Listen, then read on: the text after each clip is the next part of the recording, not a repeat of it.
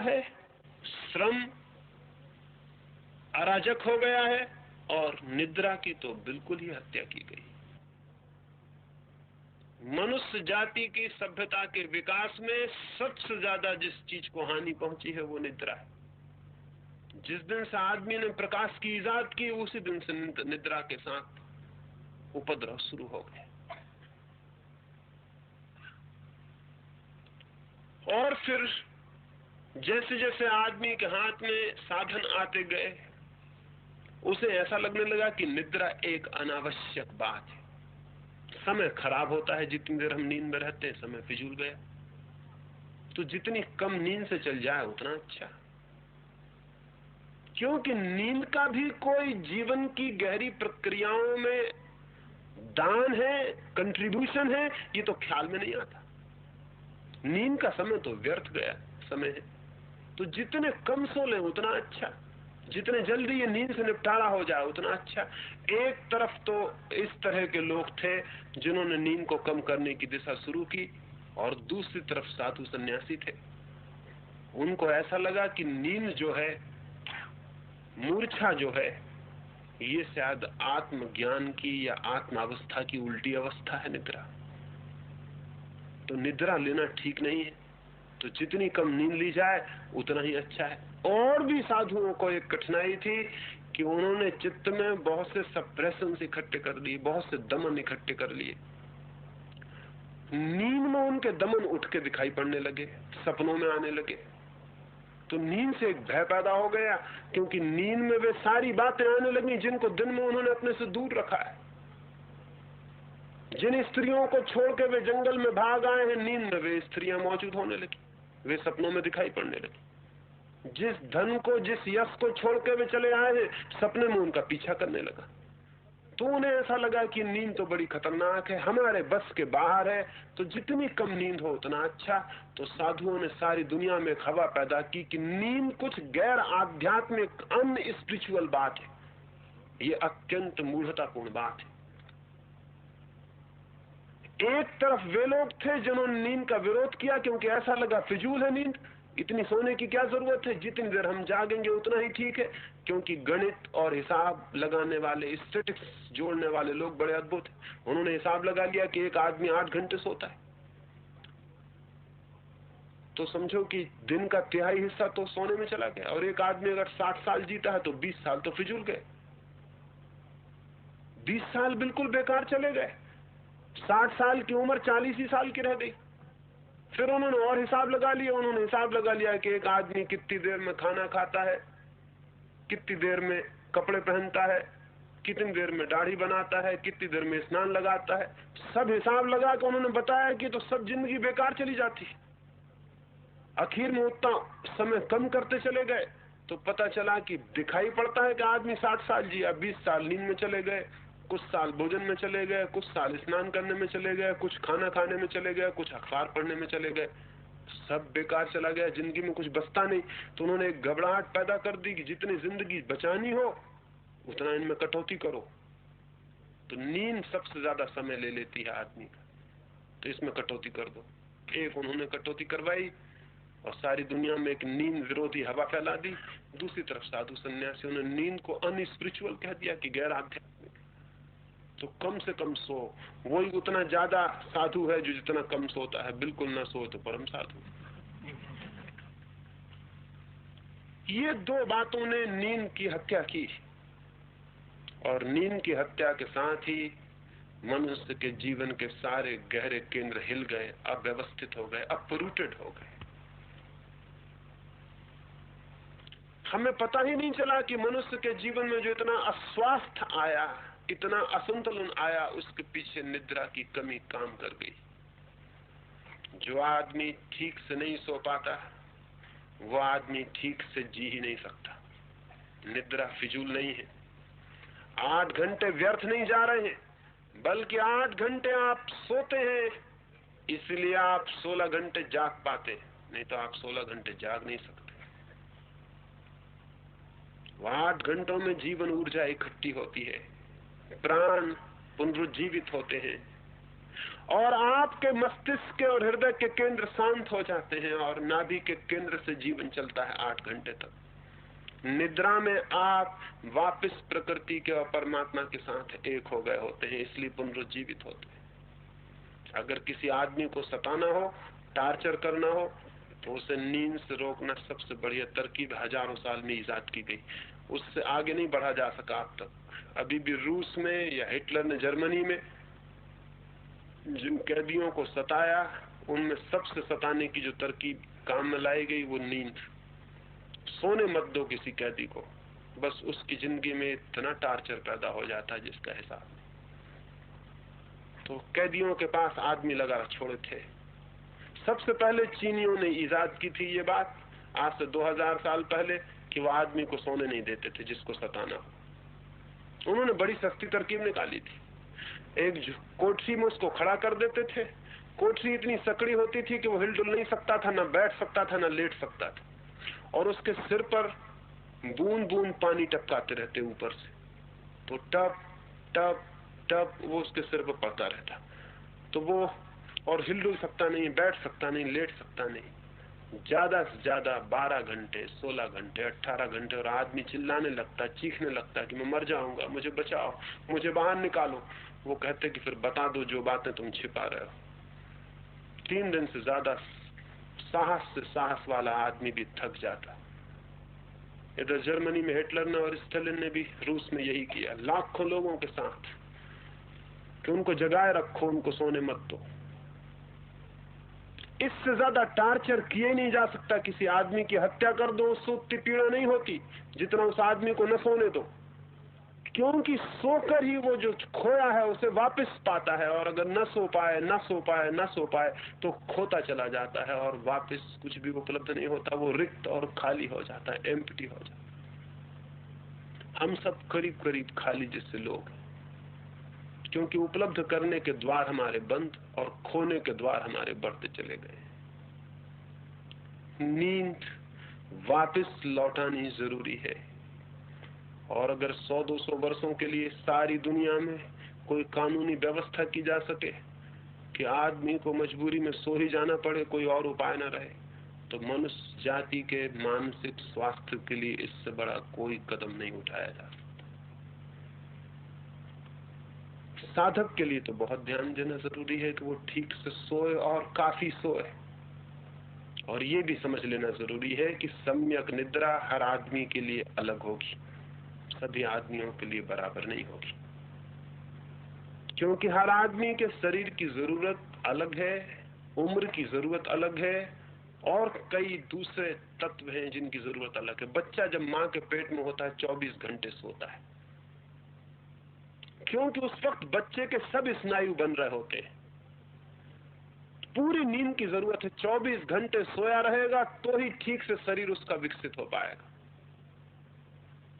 जो बच्चे लंगड़े लूले पैदा हो जाते हैं या काने या लंगड़े, हो सकता है बीच बीच में जग जाते हो या और कोई गड़बड़ हो जाती है। हो सकता है किसी दिन विज्ञान इस बात को समझ पाए कि जो बच्चे मां के पेट में ही किसी तरह से जग जाते हैं, वो बच्चे अपंग हो जाएंगे, उनके कोई अंग विकसित होने से रह जाएंगे।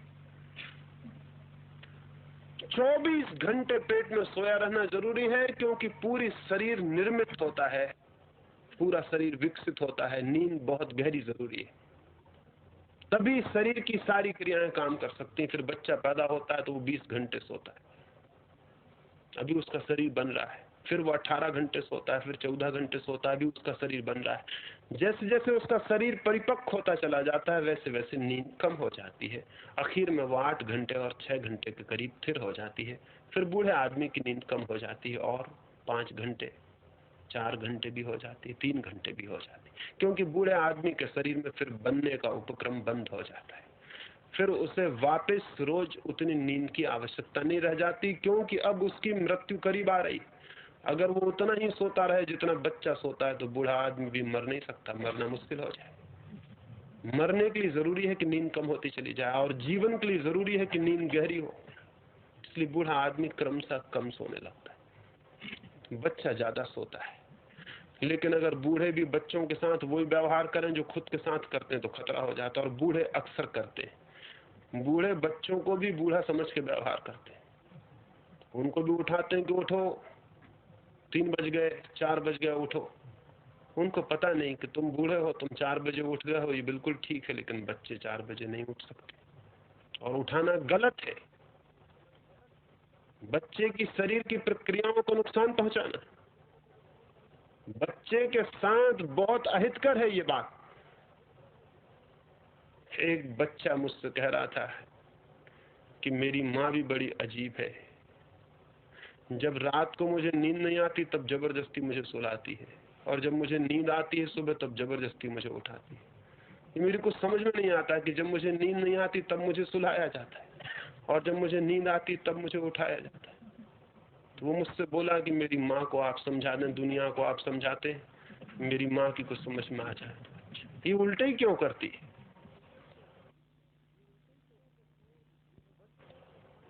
बच्चों के साथ बूढ़ों जैसा व्यवहार निरंतर होता है, हमें ख्याल ही नहीं। और फिर किताबों में लिखे हुए बंधे हुए सूत्र हैं, स्टैंडर्ड सूत्र हैं, उनके अनुसार आदमी जीने लगता है। आपको शायद पता ना हो, नवीनतम खोजबीन ये कहती है कि हर आदमी के लिए उठने का समय भी एक नहीं हो सकता। जैसा हमेशा कहा जाता है कि 5 बजे उठाना सबके हितकर में है, ये बात बिल्कुल ही अवैज्ञानिक और गलत है। सबके हित में नहीं है, कुछ लोगों के हित में हो सकता है, कुछ लोगों के अहित में हो सकता है। 24 घंटे में कोई 3 घंटे के लिए शरीर का तापमान नीचे गिर जाता है हर आदमी का, और जिन 3 घंटों में तापमान नीचे गिरता है वे ही 3 घंटे उसके लिए सबसे गहरी नींद के घंटे होते हैं। अगर उन 3 घंटों में उसे उठा दिया जाए तो उसका दिन भर खराब हो जाएगा, उसकी सारी ऊर्जा अस्त व्यस्त हो जाएगी। आम तौर से ये घंटे 2 और 5 के बीच में होते हैं रात को। अधिकतम लोगों के ये 3 घंटे रात के 2 बजे से लेकर और 5 बजे के बीच में होते हैं, लेकिन सभी के नहीं होते। किन्हीं का 6 बजे तक तापमान नीचे होता है, किन्हीं का 7 बजे तक तापमान नीचे होता है, किन्हीं का 4 बजे तापमान वापस लौटना शुरू हो जाता है। तो ये तापमान के बीच में अगर कोई उठ जाएगा तो उसके 24 घंटे खराब होंगे और दुष्परिणाम होंगे। जब उसका तापमान फिर से उठने लगता है, गिरा हुआ तापमान वापस उठने लगता है, तभी उठने का वक्त है। आम तौर से ये ठीक है कि आदमी सूरज के उगने के साथ उठाए, क्योंकि सूरज के उगने के साथ ही सबका तापमान बढ़ना शुरू हो जाता है। लेकिन ये नियम है, कुछ इसके अपवाद होते हैं जिनके लिए हो सकता है कि सूरज के थोड़ी देर बाद तक भी लेटा रहना जरूरी हो, क्योंकि हर आदमी के शरीर का तापमान अलग क्रम से अलग मात्रा से उठता है। तो हर आदमी को ये देख लेना चाहिए कि जितनी देर सोने के बाद और जब उठने के बाद मुझे स्वस्थ मालूम होता है, वही मेरे लिए नियम है, चाहे शास्त्र कुछ भी कहते हो, गुरु कुछ भी बताते हो। किसी की सुनने की जरा भी जरूरत नहीं है। तो सम्यक निद्रा के लिए जितना ज्यादा से ज्यादा गहरी और लंबी नींद ले सके वो लेना उचित है। लेकिन नींद लेने को कह रहा हूं, बिस्तर पर पड़े रहने को नहीं कह रहा हूं। बिस्तर पर पड़े रहना नींद नहीं है। और जब आपके लिए स्वास्थ्यपूर्ण मालूम पड़े तभी उठना आपके लिए नियम है। आम तौर से सूरज के उगने के साथ ये घटना घटनी चाहिए, लेकिन हो सकता है कुछ को न घटती हो, तो उसमें घबराने की, चिंतित होने की और अपने आप को पापी समझने की और नरक चले जाने के डर की कोई भी जरूरत नहीं, क्योंकि कई जल्दी उठने वाले भी नरक चले जाते हैं और कई देर से उठने वाले भी स्वर्ग में निवास कर रहे हैं। कोई इससे कोई संबंध आध्यात्मिकता और गैर आध्यात्मिकता का नहीं है, लेकिन सम्यक निद्रा का, राइट स्लीप का जरूर संबंध है। तो वो हर व्यक्ति को अपना आयोजन खोज लेना चाहिए। एक 3 महीने तक हर व्यक्ति को श्रम पर, निद्रा पर और आहार पर प्रयोग करने चाहिए और देखना चाहिए कि मेरे लिए सर्वाधिक स्वास्थ्यपूर्ण, सर्वाधिक शांतिपूर्ण, सर्वाधिक आनंदपूर्ण कौन से सूत्र हो सकते हैं, और प्रत्येक व्यक्ति को अपने सूत्र खोज लेने चाहिए। कोई दो व्यक्ति एक जैसे नहीं है, इसलिए कोई सामान्य नियम किसी के लिए कभी लागू नहीं होता है, और जब भी कोई सामान्य नियम लागू करने की कोशिश करता है तो उसके दुष्परिणाम होते हैं। एक एक व्यक्ति इंडिविजुअल है, एक एक व्यक्ति अनूठा, अद्वितीय और यूनिक है। उस जैसा वही है, उस जैसा कोई दूसरा आदमी जमीन पर कहीं भी नहीं। इसलिए कोई नियम उसके लिए नियम नहीं हो सकता जब तक कि वो अपनी जीवन प्रक्रिया से नियम को न खोज ले। तो किताबें, शास्त्र और गुरु खतरनाक सिद्ध होते हैं, क्योंकि उनके पास रेडीमेड फार्मूला होते हैं, तैयार फार्मूला होते हैं। वो बता देते हैं कि इतने बजे उठना चाहिए, ये खाना चाहिए, ये नहीं खाना चाहिए, ऐसा सोना चाहिए, ऐसा करना चाहिए। ये रेडीमेड फार्मूला खतरनाक है, वो समझने के लिए ठीक है, लेकिन हर आदमी को अपने जीवन में अपनी व्यवस्था खोजनी पड़ती है। हर आदमी को अपनी साधना खोजनी पड़ती है। हर आदमी को साधना का पथ स्वयं चल के निर्मित करना होता है। कोई राजपथ नहीं है जो बना बनाया है जिस पे आप गए और चलने लगे। ऐसा कहीं कोई राजपथ नहीं है। साधना बिल्कुल पगडंडी की भांति है, और वो भी ऐसी पगडंडी की भांति जो पहले से तैयार नहीं है। आप चलते हैं, जितना चलते हैं उतनी ही तैयार होती है, और जितना आप चल लेते हैं उतना आगे की समझ बढ़ जाती है और आगे के लिए निर्मित हो जाती है। तो ये 3 सूत्र और ध्यान में ले लेने जरूरी हैं: सम्यक आहार, सम्यक श्रम और सम्यक निद्रा। अगर इन 3 सूत्रों पर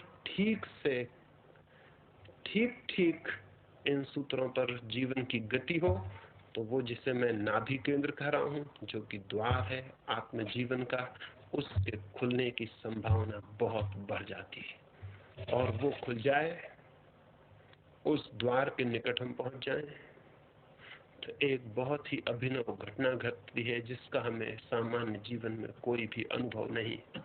सांझ को मैं यहाँ से गया और एक मित्र मिले, और उन्होंने कहा कि आप कहते हैं वो तो ठीक है, लेकिन जब तक हमें संतोष न मिल जाए तब तक बड़ा मुश्किल। मैं उनसे कुछ कहा नहीं।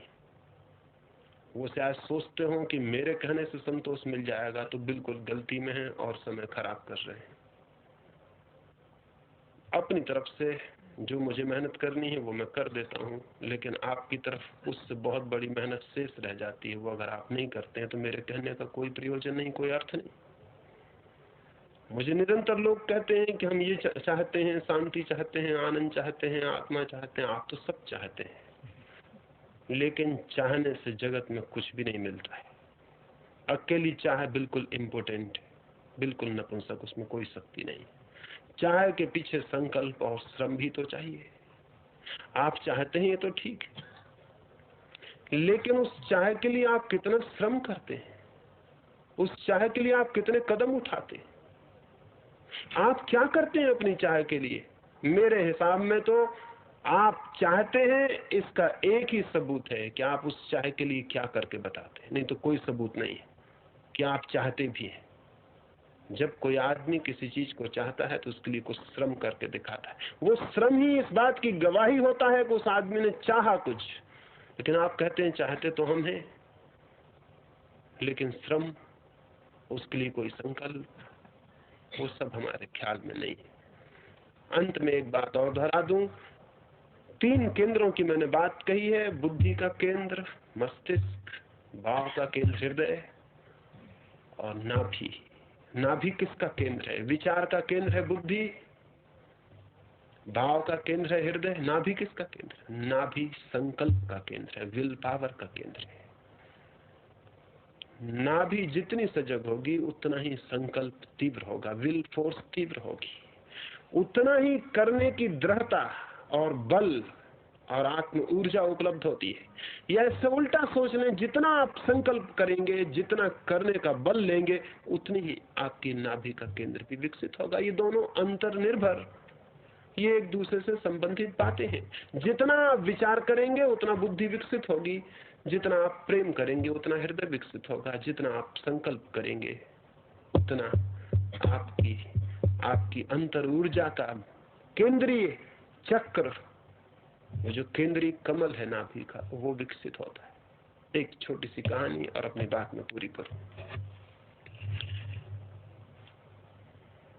एक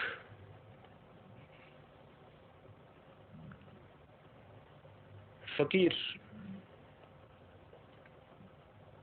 अंधा फकीर, एक गांव में भीख मांग रहा था। उसके पास तो आंखें नहीं थी। भीख मांगते हुए वो मस्जिद के द्वार पे पहुंच गया। मस्जिद के द्वार पर उसने हाथ फैलाया और मांगा कि मुझे कुछ मिल जाए, मैं भूखा हूं। पास से निकलते हुए लोगों ने कहा, पागल, ये ऐसा घर नहीं है जहां कोई भीख मिल सके। ये तो मस्जिद, ये तो मंदिर है, यहाँ कोई रहते ही नहीं। तू कहां भीख मांग रहा है? ये तो मस्जिद है, यहाँ कुछ भी नहीं मिलेगा, और कहीं आगे बढ़। वो फकीर हंसने लगा और उसने कहा, अगर भगवान के घर से कुछ नहीं मिलेगा तो फिर किस घर से मिलेगा?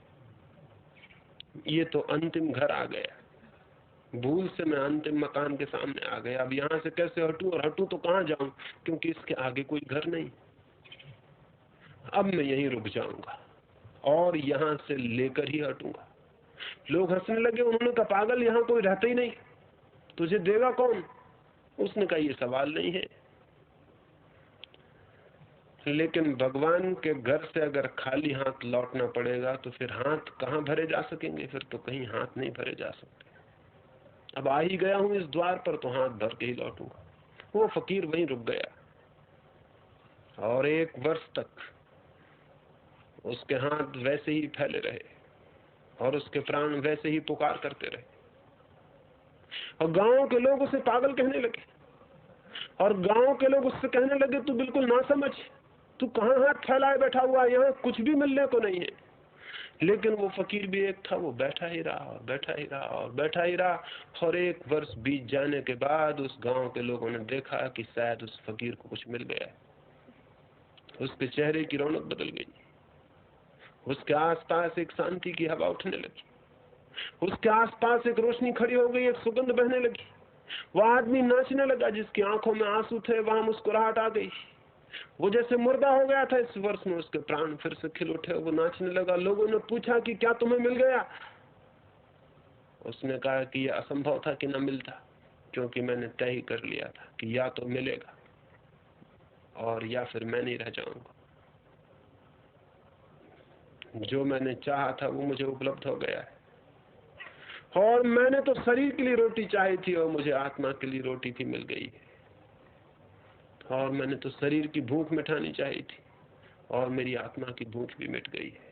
लेकिन वे पूछने लगे, तुझे मिला कैसा, तूने कैसे पाया? उसने कहा, मैंने कुछ भी नहीं किया, लेकिन मैंने अपनी प्यास के पीछे अपने पूरे संकल्प को खड़ा कर दिया। और मैंने कहा, अगर प्यास है तो उसके साथ पूरा संकल्प भी चाहिए।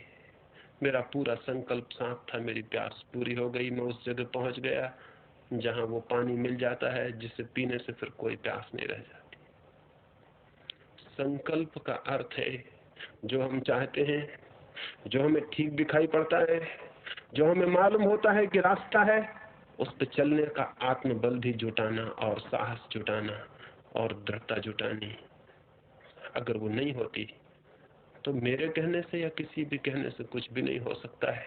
और अगर मेरे कहने से होता तब तो बड़ी आसान बात थी। दुनिया में बहुत लोग हो चुके हैं जिन्होंने बहुत अच्छी बातें कही हैं, अब तक सारी दुनिया को सब कुछ हो गया होता। लेकिन न महावीर कुछ कर सकते हैं, न बुद्ध कुछ कर सकते हैं, न क्राइस्ट, न कृष्ण, न मोहम्मद। कोई कुछ नहीं कर सकता है जब तक कि आप ही करने को तैयार नहीं। गंगा बही जाती है, सागर भरे पड़े हैं, लेकिन आपके हाथ में पाथरी नहीं है और आप चिल्लाते हैं मुझे पानी चाहिए। गंगा कहती पानी है, लेकिन पात्र कहाँ? आप कहते हैं पात्र की बात मत करो, तुम तो गंगा हो, इतना पानी है इसमें, तो कुछ हमें दे दो। गंगा के द्वार बंद नहीं है, गंगा के द्वार खुले हैं, लेकिन पात्र तो चाहिए। संकल्प का पात्र जहां नहीं है वहां साधना की कोई तृप्ति, कोई संतोष कभी उपलब्ध नहीं होता है। मेरी बातें इतनी शांति से सुनी। आज ये हमारे पहले दिन की 3 बैठकें पूरी होती हैं। कल से हम दूसरे 2 तत्वों पर विचार करना शुरू करेंगे और अब इस बैठक के बाद हम रात्रि के ध्यान के लिए बैठेंगे, एक 10 मिनट के लिए। रात्रि के ध्यान के संबंध में 2-3 बातें समझ लेनी चाहिए, फिर हम बैठे। क्या लेटने का उपाय हो सकेगा? लेटने का उपाय हो सकेगा? हाँ, यानी इतनी जगह बन जाएगी ना कि सब लोग लेट सके। ठीक, पहले समझ लें और फिर रात्रि का ध्यान हम करेंगे।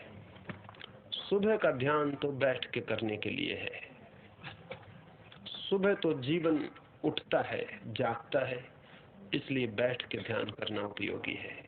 और रात्रि का ध्यान तो आप बिस्तर पे जब सोने चले जाते हैं तभी बिस्तर पे सोकर ही करने का है, और फिर करने के बाद चुपचाप सो जाने का है, वो अंतिम। सुबह का ध्यान प्रथम, जागने के बाद। रात्रि का ध्यान अंतिम, सोने के पहले। सोने के पहले अगर ठीक से ध्यान में उतर जाएं तो सारी नींद परिवर्तित हो जाती है। पूरी नींद ध्यान बन सकती है, क्योंकि नींद के कुछ नियम हैं। उसमें पहला नियम यह है कि रात्रि में जो हमारा अंतिम विचार होता है वह हमारी निद्रा में केंद्रीय होता है, और वही सुबह उठने पर हमारा प्रथम विचार होता है। रात्रि में सोते समय चित्त में जो अंतिम विचार होता है वो निद्रा में केंद्रीय हो जाता है, और सुबह उठते वक्त पहला विचार वही होता है। तो रात अगर आप क्रोध में सो गए हैं तो रात्रि भर आपके सपने, आपका चित्त क्रोध के आसपास मंडराता रहेगा, और सुबह जब आप उठेंगे तो आप पाएंगे कि पहला भाव और पहला विचार क्रोध ही आपके सामने खड़ा हो जाए। रात भर हम संजोते हैं उसे जिसे हम रात लेके सो जाते हैं। इसलिए मेरा कहना है, रात अगर कुछ लेके ही सोना है तो ध्यान को लेके सो जाना चाहिए, ताकि रात पूरी नींद ध्यान के आसपास, उसी शांति के आसपास मंडराती रहे। धीरे धीरे आप कुछ ही दिनों में पाएंगे सपने शून्य हो जाते हैं, नींद एक गहरी नदी बन जाती है। और सुबह जब आप उठते हैं 6 घंटे 8 घंटे की इस गहरी निद्रा के बाद, इस ध्यान के बाद, तो जो पहला ख्याल होता है तो वो भी शांति का, आनंद का और प्रेम का ही होता है। तो सुबह की यात्रा शुरू करनी है सुबह के ध्यान से, और रात्रि की यात्रा शुरू करनी है रात्रि के ध्यान से। रात्रि का ध्यान लेट के करने को है, बिस्तर पर लेट के करने को है। यहाँ हम प्रयोग के लिए अभी लेट के उसको करेंगे। लेट के 3 बातें ध्यान में लेनी।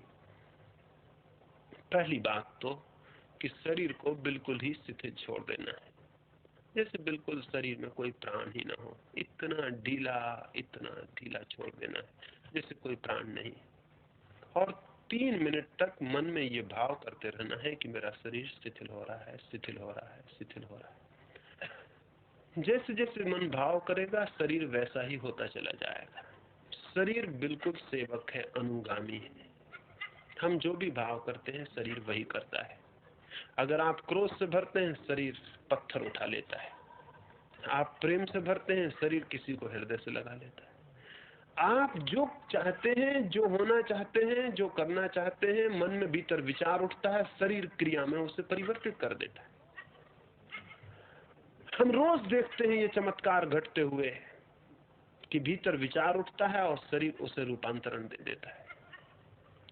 हमने कभी शिथिल होने का विचार नहीं किया, अन्यथा शरीर बिल्कुल शिथिल भी हो जाता। शरीर तो इतना शिथिल हो जाता है कि पता ही नहीं चलता कि शरीर है भी या नहीं, लेकिन थोड़े दिन के प्रयोग से ये हो जाता है। तो 3 मिनट तक सोचते रहना है, भाव करते रहना है। अभी तो मैं आपको सुझाव दे दूंगा ताकि आपको ख्याल में आ जाए। तो जब मैं सुझाव दूं कि शरीर शिथिल हो रहा है तो आप मन में भाव करते जाएंगे, शरीर शिथिल हो रहा है, शिथिल हो रहा है। शरीर शिथिल हो जाएगा। शरीर के शिथिल होते ही श्वास शांत हो जाएगी। शांत होने का मतलब बंद नहीं, लेकिन धीमी, आहिस्ता और गहरी हो जाएगी। फिर 3 मिनट तक मन में भाव करना है कि मेरी श्वास भी शांत होती जा रही है, श्वास भी शिथिल होती जा रही है। तब धीरे धीरे श्वास भी बिल्कुल शांत और सम हो जाती। जब श्वास शांत हो जाती, और इन तीनों का संबंध है, जब शरीर शिथिल होगा तो श्वास अपने आप शांत होगी। जब श्वास शांत होगी तो मन अपने आप शांत होगा।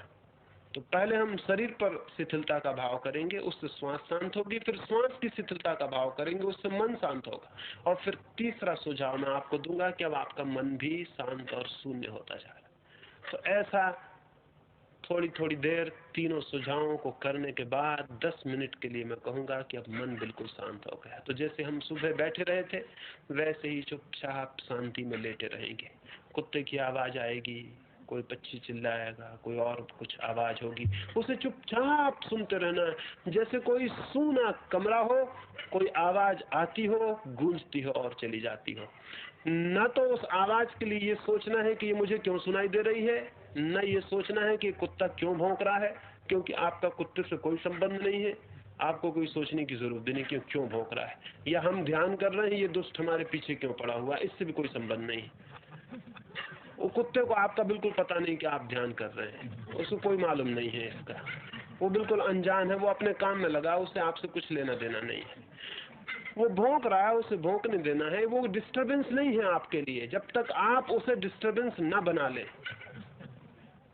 और वो डिस्टरबेंस तब बनता है जब आप रेसिस्ट करते, जब आप ये चाहते हैं कि कुत्ता न भौंके, तब परेशानी शुरू हो जाती।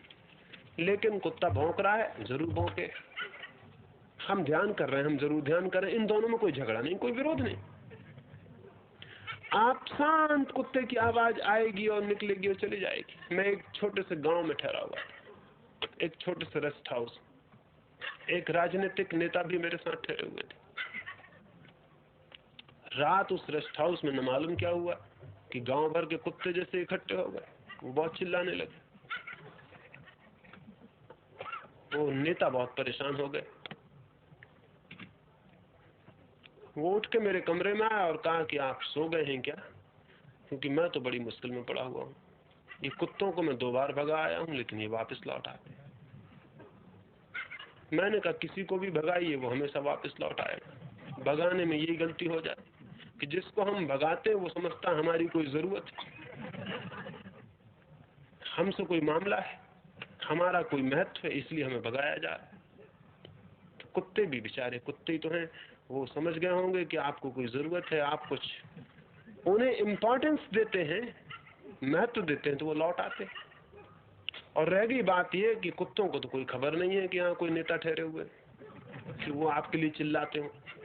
आदमी तो है नहीं, आदमियों को पता चल जाए तो नेता के आसपास इकट्ठे हो जाते हैं। अभी कुत्तों में इतनी अकल नहीं आई कि नेता आ जाए तो इकट्ठे हो जाए। कुत्ते अपने रोज ही आते होंगे, आप ये व्यर्थ का अपने मन में भावना ले कि मेरी महत्ता के कारण ये सब यहाँ इकट्ठे हो गए, उनको बिल्कुल पता भी नहीं होगा।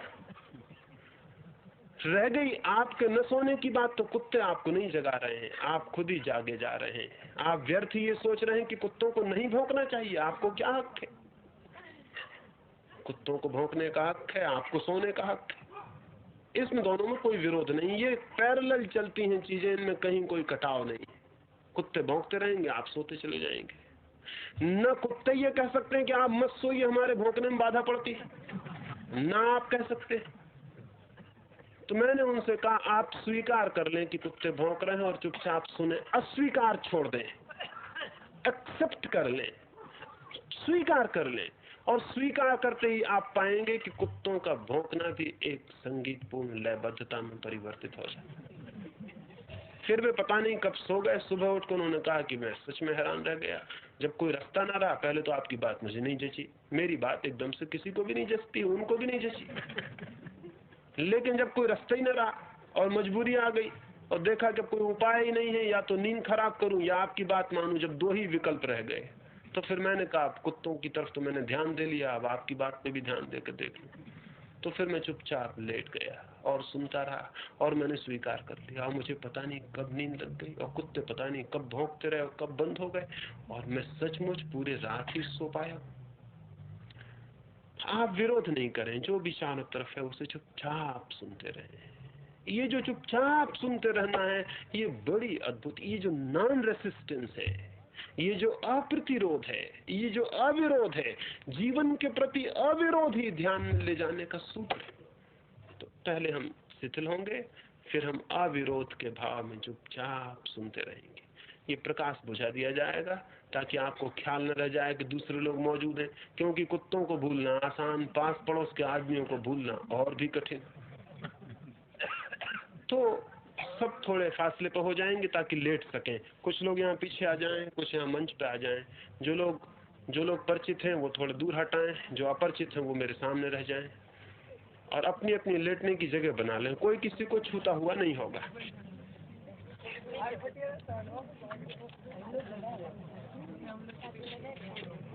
आ जाओ यहाँ ऊपर ये जगह ले लो। सब लाइट बुझ सकेगा ना?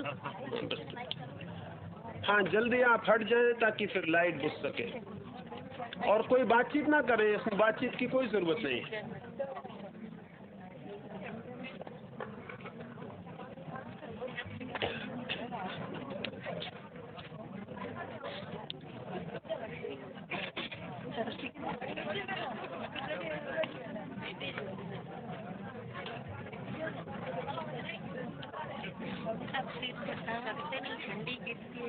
क्या करें, चंदन कोई फिक्र ही नहीं करता, हमारे सिर की कोई फिक्र ही नहीं करता। क्या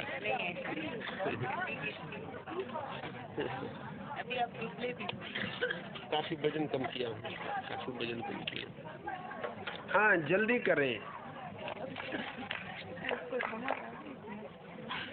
समझ ली ना बात? अपनी अपनी जगह बना लें, थोड़े दूर हट जाएं, कोई किसी को छूता हुआ ना हो।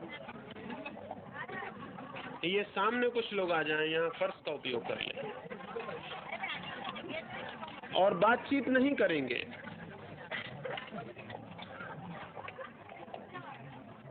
नहीं, बातचीत नहीं, क्योंकि इतनी बातचीत से ध्यान में पीछे जाना बहुत मुश्किल होगा।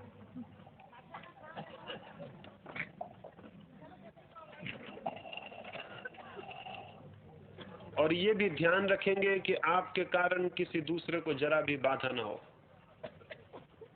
कुछ भी ऐसा आपसे ना हो कि किसी दूसरे को जरा भी बाधा हो, क्योंकि आप अपना ध्यान खराब करने के हकदार हैं, लेकिन किसी दूसरे का ध्यान खराब करने के हकदार नहीं।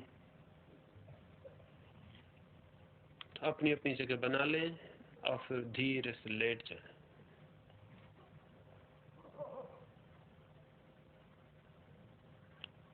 धीरे से लेट जाएं, आंख बंद कर लें, बिल्कुल आहिस्ता से आंख बंद कर लें। फिर सारे शरीर को ढीला छोड़ दें, बिल्कुल ढीला छोड़ दें। कोई शरीर में कड़ापन न रहे, कोई तनाव न रहे, बिल्कुल ढीला छोड़ दें। जैसा आपको सुविधापूर्ण लगे बिल्कुल ढीला छोड़ दें। ठीक है, शरीर ढीला छोड़ दिया है।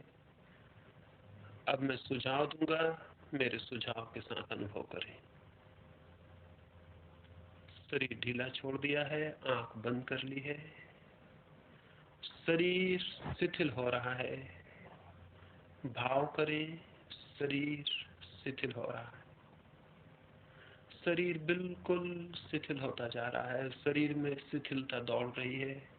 शरीर के सब अंग शिथिल होते जा रहे हैं। शरीर शिथिल हो रहा है, शरीर शिथिल हो रहा है, शरीर शिथिल हो रहा है, शरीर शिथिल हो रहा है, शरीर शिथिल हो रहा है। शरीर धीरे धीरे शिथिल होता जाता है। जैसे जैसे भाव करेंगे शरीर शिथिल हो जाएगा। छोड़ दें, बिल्कुल छोड़ दें, शरीर पर सारी पकड़ छोड़ दें। शरीर शिथिल हो रहा है, शरीर शिथिल हो रहा है, शरीर शिथिल हो गया, शरीर बिल्कुल शिथिल हो गया। श्वास शांत हो रही है, श्वास शांत हो रही है, श्वास शांत हो रही है,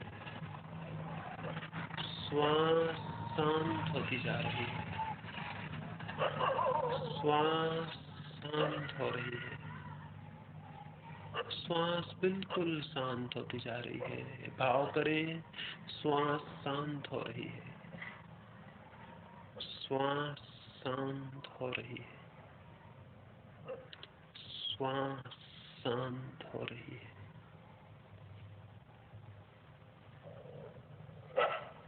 श्वास शांत हो रही है,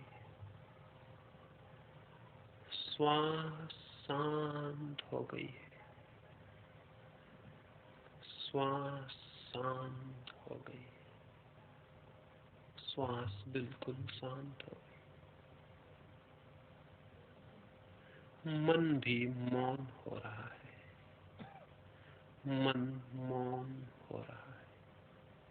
भाव करें, मन मौन हो रहा है, मन भी शांत होता जा रहा है, मन शांत हो रहा है,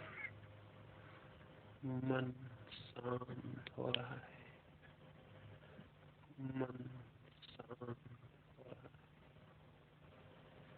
मन शांत हो रहा है, मन शांत होता जा रहा है, मन शांत होता जा रहा है, मन शांत हो गया है, मन बिल्कुल शांत हो।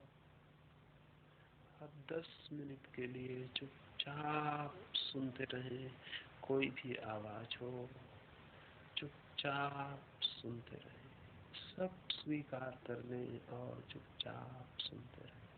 सुनते सुनते ही गहराई और गहराई और गहराई उपलब्ध होती है। सुने 10 मिनट के लिए चुपचाप सुनते रह जाएं।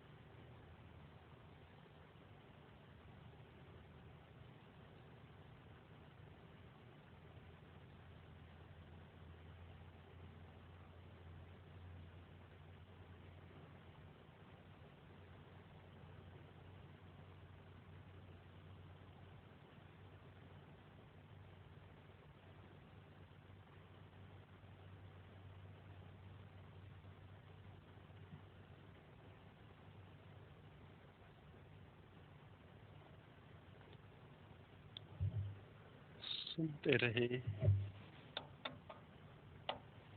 सुनते रहें, शांत सुनते रहें। मन बिल्कुल शांत हो जाए, मन शांत हो जाए, मन शांत होता जा रहा है, मन एक गहरी शांति में उतर रहा है, मन गहरे से गहरे शांत और सन्नाटे में उतर रहा है। मन धीरे धीरे शून्य होता जा रहा है। सुनते रहें, सुनते रहें, मन शून्य होता जा रहा है।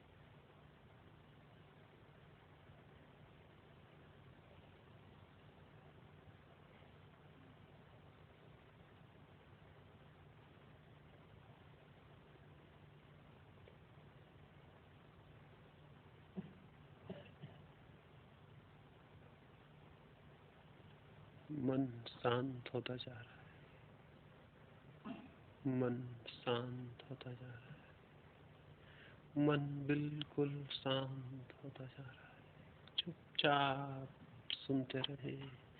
मन शांत हो गया, मन शांत हो गया, मन शांत हो गया, मन बिल्कुल शून्य हो गया। और गहरे डूब जाएं और गहरे उतर जाएं। मन बिल्कुल शून्य हो गया।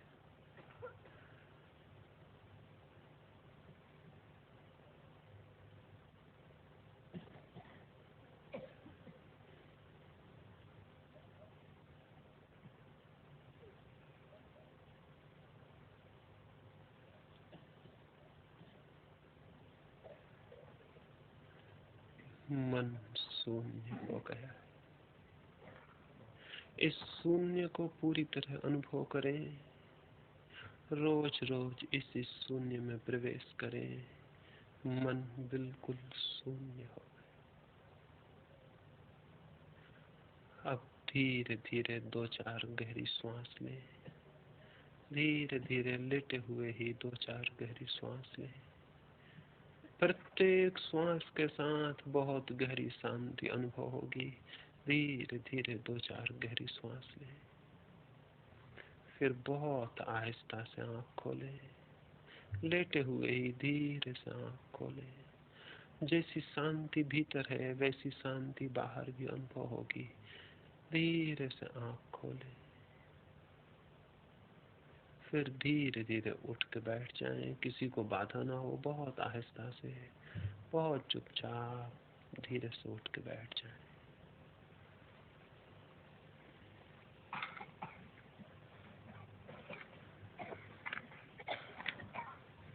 धीरे से चुपचाप अपनी जगह पर बैठ जाएं। ये तो हमने प्रयोग के लिए समझा। लौट के अपने अपने कमरे पर प्रयोग को करें और फिर चुपचाप सो जाएं। इस प्रयोग को करने के बाद चुपचाप सो जाएं। रात्रि की बैठक पूरी हुई। प्रकाश जला दें।